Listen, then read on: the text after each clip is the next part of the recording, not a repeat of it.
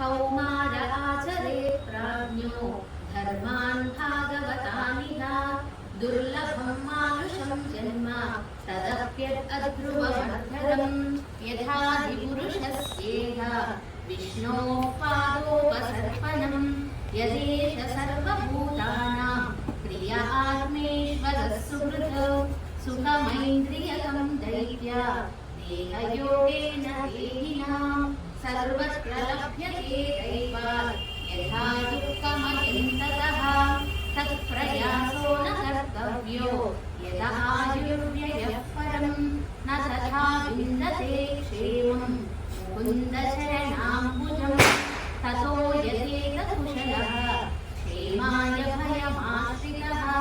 शरीरं पौरुषं यावन् विपद्येत पुष्कलं पुंसो वर्षशतं व्यायुः तदर्थं चाधिरात्मनः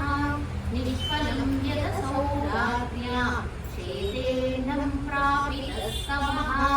मुग्धस्य बाल्ये कौमारे क्रीडतो याति विंशतिः जरयाग्रस्तदेहस्य यार्ककल्पस्य विंशतिः दुरापूरेण कामेन मोहेन च बलीयसा शेषं गृहेषु सक्तस्य